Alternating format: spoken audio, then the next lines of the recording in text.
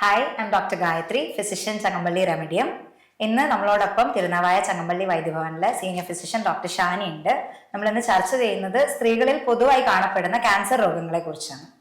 Doctor, അപ്പോൾ പൊതുവായിട്ട് അല്ലെങ്കിൽ കോമൺ ആയിട്ട് നമ്മൾ എന്തൊക്കെയാണ് സ്ത്രീകളിൽ ക്യാൻസർ ആയിട്ട് കാണപ്പെടുന്നത്? ഇപ്പോൾ ഏറ്റവും കൂടുതലായിട്ട് കാണുന്നത് CA ബ്രസ്റ്റ് തന്നെയാണ്. പിന്നെ അതിൻ്റെ കൂടെ സർവൈക്കൽ ക്യാൻസറുകളും എൻഡോമെട്രിയൽ ക്യാൻസറുകളും ഒവേറിയൻ ക്യാൻസറുകളൊക്കെ കണ്ടുവരുന്നത്. ഓക്കെ, അപ്പൊ കൂടുതലായിട്ടും ഏത് ക്യാൻസർ രോഗത്തിനാണ് കൂടുതലും സ്ത്രീകളുടെ ഇടയിൽ പ്രിവലൻസ് ഉള്ളതായിട്ട് ഡോക്ടർക്ക് തോന്നിയിട്ടുള്ളത്? CA ബ്രസ്റ്റും സർവൈക്കൽ ക്യാൻസറും ഒക്കെ തന്നെയാണ് നമുക്ക് വരുന്ന കേസുകളിൽ കൂടുതലായിട്ടും കാണപ്പെടുന്നത്. ഇപ്പം CA ബ്രസ്റ്റിന്റെ കേസ് നമ്മൾ എടുക്കുകയാണെങ്കിൽ അതിന് നമുക്ക് സെൽഫ് എക്സാമിനേഷൻ ചെയ്തിട്ട് ഒരു ഡയഗ്നോസ്റ്റിക് ക്രൈറ്റീരിയ പറയുന്നുണ്ട്. ഡോക്ടർക്ക് അതൊന്ന് ബ്രീഫായിട്ട് എക്സ്പ്ലെയിൻ ചെയ്യാൻ പറ്റുമോ? അവിടെയാണ് നമുക്ക് സ്ക്രീനിങ്ങിന്റെ ഇമ്പോർട്ടൻസ് വരുന്നത്. സ്ക്രീനിങ് നമുക്ക് വീട്ടിൽ നിന്ന് തന്നെ ചെയ്യാൻ പറ്റുന്ന ഒരു കാര്യമാണ്. ലേഡീസിന് പീരിയഡ്സിന്റെ ടൈമിൽ പീരിയഡ്സ് കഴിഞ്ഞ ഉടനെ ആയിട്ട് സെൽഫ് എക്സാമിനേഷൻ ചെയ്യാൻ പറ്റും. അത് മിററിൽ നോക്കിയിട്ട് നമുക്ക് വളരെ സിമ്പിളായിട്ട് ചെയ്യാൻ പറ്റുന്ന ഒരു പ്രൊസീജിയറാണ്. അത് യൂട്യൂബിലും വീഡിയോസിലൊക്കെ ഇപ്പം വളരെ കോമൺ ആയിട്ടുണ്ട്. അപ്പോൾ വീട്ടിൽ നിന്ന് ചെയ്യാൻ പറ്റുന്നത് തന്നെയുള്ളൂ അത്.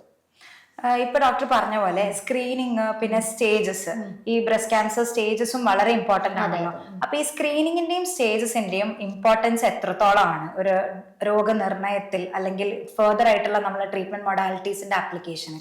അപ്പോൾ സ്റ്റേജ് ഇപ്പോൾ നമ്മൾ കാറ്റഗറൈസ് ചെയ്യുമ്പോൾ 4 സ്റ്റേജുകളായിട്ടാണ്. ഇപ്പോൾ CA ബ്രസ്റ്റ് എടുക്കുകയാണെങ്കിൽ 4 സ്റ്റേജായിട്ടാണ് കാറ്റഗറൈസ് ചെയ്യുക. അപ്പോൾ രോഗത്തിൻ്റെ ഒരു വ്യാപ്തിയാണ് ഈ സ്റ്റേജസ് നിന്ന് നമുക്ക് മനസ്സിലാക്കാൻ പറ്റുക. ഫസ്റ്റ് സ്റ്റേജ് രോഗത്തിൻ്റെ തുടക്കമാണെന്നുണ്ടെങ്കിൽ 4th സ്റ്റേജ് കുറച്ചും കൂടി അഡ്വാൻസ്ഡ് ആയിട്ട് രോഗം വേറെയുള്ള ഓർഗൻസിലേക്കൊക്കെ സ്പ്രെഡ് ആയിട്ടുണ്ട് എന്നുള്ളതാണ് നമുക്കത് മനസ്സിലാക്കുക. അപ്പോൾ സ്ക്രീനിങ് ചെയ്യുന്നതിൻ്റെ ഇമ്പോർട്ടൻസ് എന്താണെന്ന് വെച്ചാൽ നമ്മൾ ഏർലി ഡിറ്റക്ഷൻ ആണ് നമുക്ക് ഗുണം ചെയ്യുക. ഏർലി ഡിറ്റക്ഷൻ എന്ന് വെച്ചാൽ നമുക്ക് ട്രീറ്റ്മെൻറ്റ് കുറച്ചും കൂടെ സിമ്പിളാക്കാൻ പറ്റും, അല്ലെങ്കിൽ കുറച്ചും കൂടി എളുപ്പത്തിൽ ട്രീറ്റ്മെൻറ്റ് ചെയ്യാൻ പറ്റും. ഏർലി ഡിറ്റക്ഷൻ ചെയ്യുകയാണെങ്കിൽ സ്റ്റേജ് 1 സ്റ്റേജ് 2 ഡയഗ്നോസ് ചെയ്യുകയാണെങ്കിൽ കുറച്ചും കൂടി എളുപ്പത്തിൽ ട്രീറ്റ്മെൻറ്റ് ചെയ്യാൻ പറ്റും. പക്ഷേ പലപ്പോഴും സ്ത്രീകൾ പറ്റുന്ന ഒരു അഭാവം എന്താണെന്ന് വെച്ചാൽ ആളുകൾ ഇത് പുറത്ത് പറയാൻ മടിക്കും. അപ്പോൾ ചിലപ്പോൾ ഒരു 3rd സ്റ്റേജ് 4th സ്റ്റേജിലാവും നമ്മളിത് ഡയഗ്നോസ് ചെയ്യുക. പക്ഷെ അപ്പോഴും treatment is very important. 4th stage ആണെങ്കിലും സ്പ്രെഡ് ഉണ്ടെങ്കിലും നമ്മൾ ട്രീറ്റ്മെൻറ്റ് ചെയ്യണം. ഈ സ്റ്റേജസിന്റെ കേസസ് നമ്മൾ എടുക്കുകയാണെങ്കിൽ ഓരോ സ്റ്റേജിലും നമുക്ക് ഓരോന്നായിട്ട് ഒരു പ്രസന്റേഷൻ കാണാൻ പറ്റുമല്ലോ. അപ്പൊ ഡോക്ടർക്ക് അത് ചെറുതായിട്ടൊന്ന് എക്സ്പ്ലെയിൻ ചെയ്ത് കൊടുക്കാൻ പറ്റും? അതിൽ സ്റ്റേജ് ഫസ്റ്റ് സ്റ്റേജ് എന്ന് പറഞ്ഞാൽ ഒരു 2 സെന്റിമീറ്ററിന്റെ താഴെയുള്ള ഒരു തടിപ്പ്, അങ്ങനെ അത് നമുക്ക് സെൽഫ് എക്സാമിനേഷനിൽ തന്നെ മനസ്സിലാക്കാൻ പറ്റുന്ന കാര്യമാണ്. പിന്നെ സെക്കൻഡ് സ്റ്റേജ് ആകുമ്പോൾ അതൊരു 2 to 5 സെന്റിമീറ്റർ വരെ വലിപ്പമുള്ളൊരു തടിപ്പായിട്ടുണ്ടാവും. അത് നമുക്ക് സെൽഫ് എക്സാമിനേഷനിൽ പെട്ടെന്ന് കണ്ടെത്താൻ കഴിയും. ചിലപ്പോൾ അത് ലിംഫ് നോഡിലേക്ക് ചെറുതായിട്ടൊന്ന് സ്പ്രെഡ് ഉണ്ടാവും, കക്ഷത്തിലൊക്കെ ലിംഫ് നോഡിലേക്ക് സ്പ്രെഡ് ഉണ്ടാവും. പിന്നെ 3rd സ്റ്റേജ് എന്ന് പറയുന്നത് കുറച്ചും കൂടി ഒരു 5 സെന്റിമീറ്റർ എബവ് സൈസും ഉണ്ടാവും. അതിൻ്റെ കൂടെ പുറത്തേക്ക് ചിലപ്പോൾ അൾസറേഷൻ എന്തെങ്കിലും ഉണ്ടാവാം. സ്കിന്നിൽ ഇപ്പോൾ ഓറഞ്ച് പീലൊക്കെ പോലെയുള്ള അപ്പിയറൻസ് വരാനുള്ള സാധ്യതയുണ്ട്. പിന്നെ 4th സ്റ്റേജ് എന്ന് പറയുമ്പോൾ ബാക്കിയുള്ള ഓർഗൻസിലേക്ക് സ്പ്രെഡ് ആയിട്ടുണ്ടാവണം.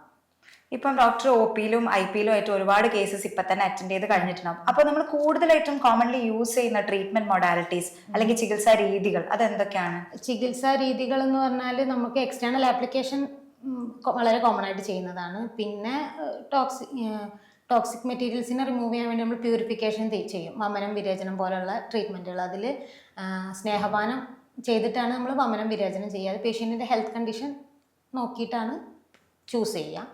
പിന്നെ വസ്തി ഇമ്പോർട്ടൻ്റ് ആയിട്ട് ചെയ്യും. ശിരോധാരകൾ ചെയ്യാറുണ്ട്.